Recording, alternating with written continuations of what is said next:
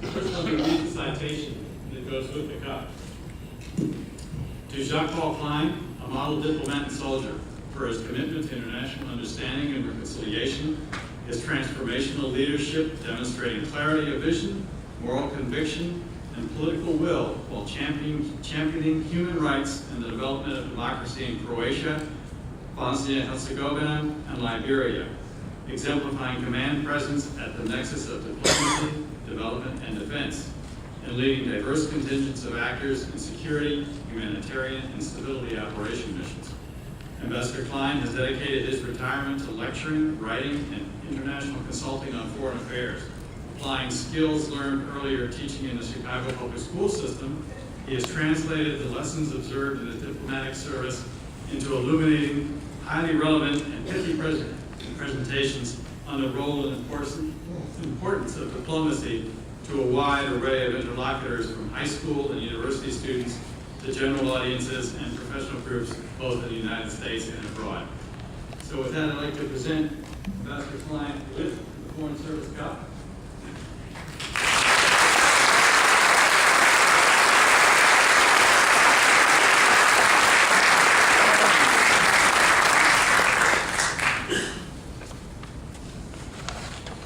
And I will pass this on to Ambassador Klein, since I know, as I said, he tells these things better than I do anyway, being, as he said, a man of few words but many sentences.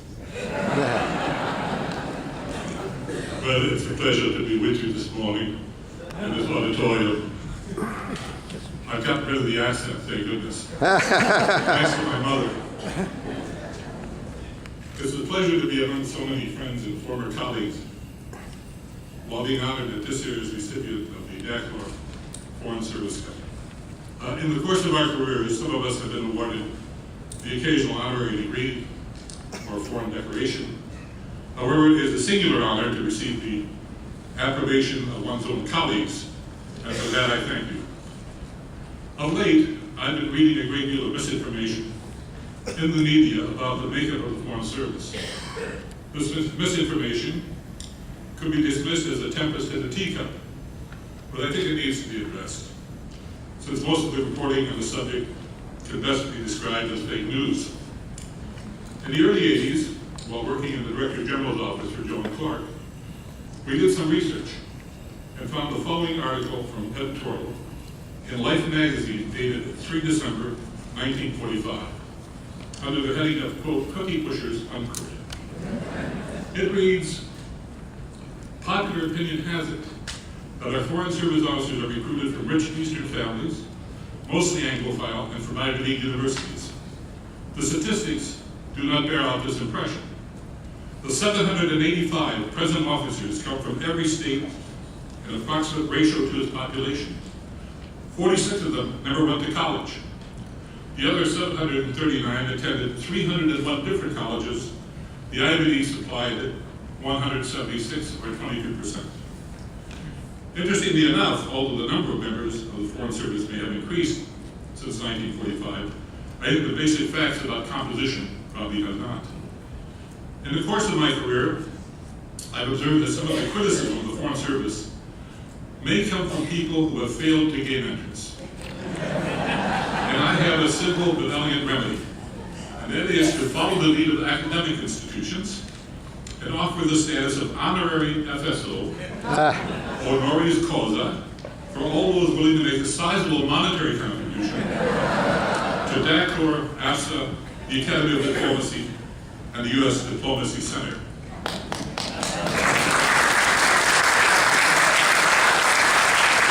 I've been fortunate in my career to have been both able to have a diplomatic and military component.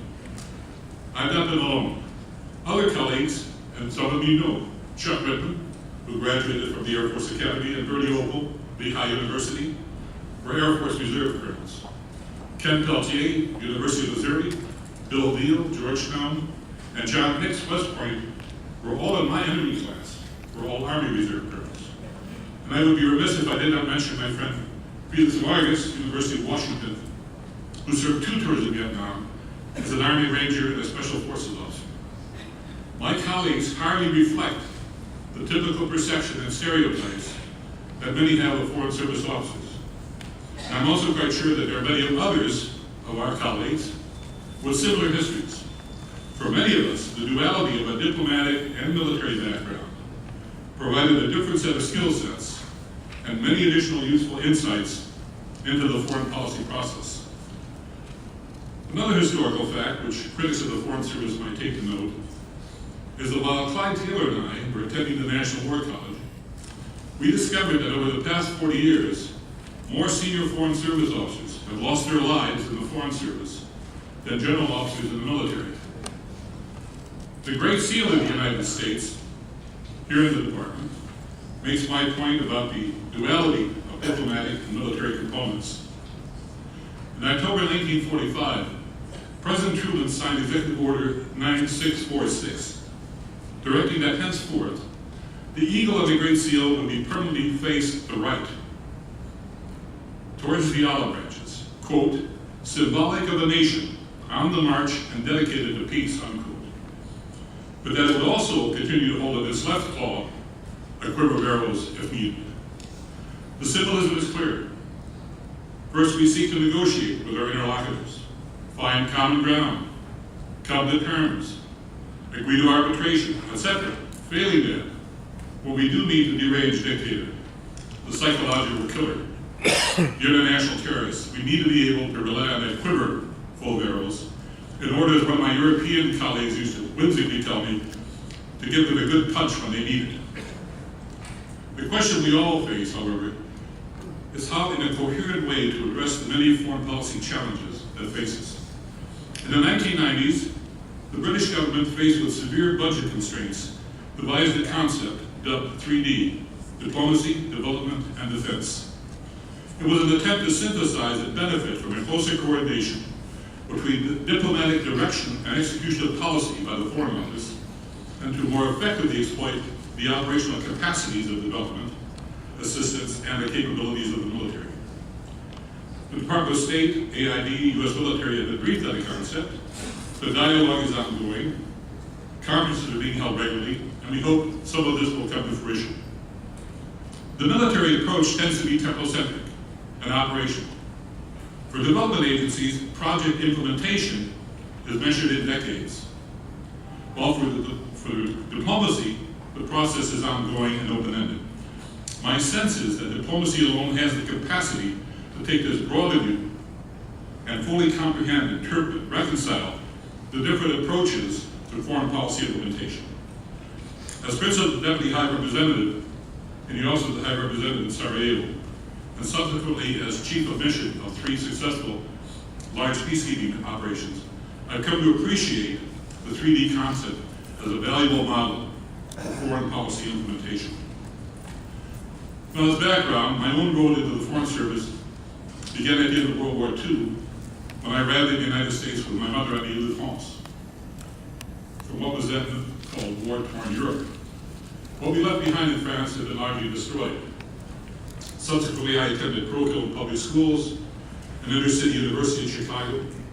Funding came from working at a local supermarket and through student loans, which I repaid while in the Foreign Service. I took the written Foreign Service exam in downtown Chicago. I presented the postcard, which I received with a number on it, and was handed an exam with the same number. There were no questions about ethnicity, religion, or political beliefs. The examination was long and difficult. As fate would have it, in January, I received a postcard congratulating me on passing the first hurdle in the admissions process. Now on to the oral exam. My panel consisted of 3 gentlemen, one whom, as I recall, wore a bow tie.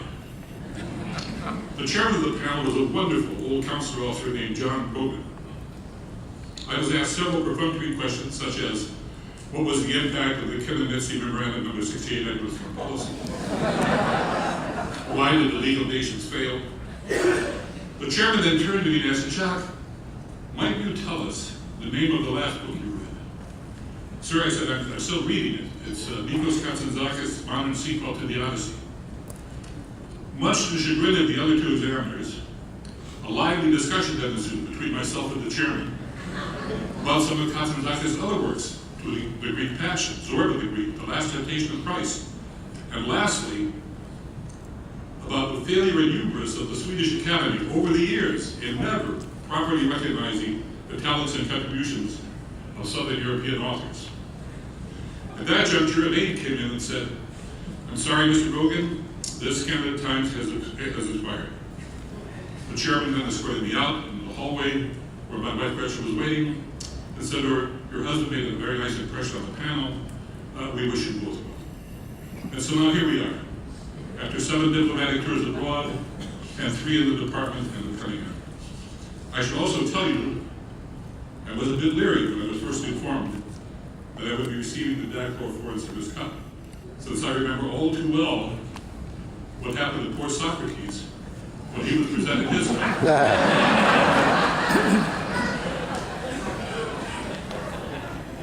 In closing, it often appears to many of us that the body politic and the international world order we struggled so hard to establish at the end of World War II is going through a seismic shift and is crumbling.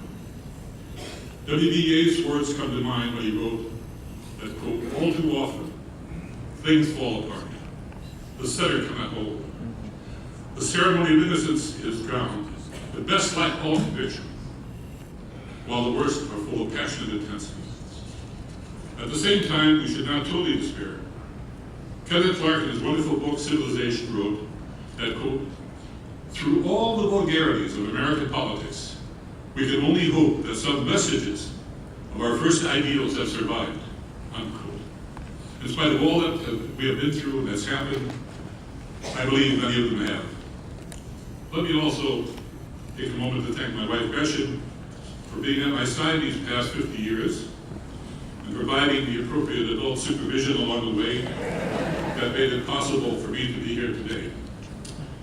So let me conclude this special event by saying, je vous remercie, vielen Dank, ďakujem veľmi pekne, chvála vám puno, as we say in Alsatian, vielmals merci, or in the local language here, thank you for your time, patience, and courtesy.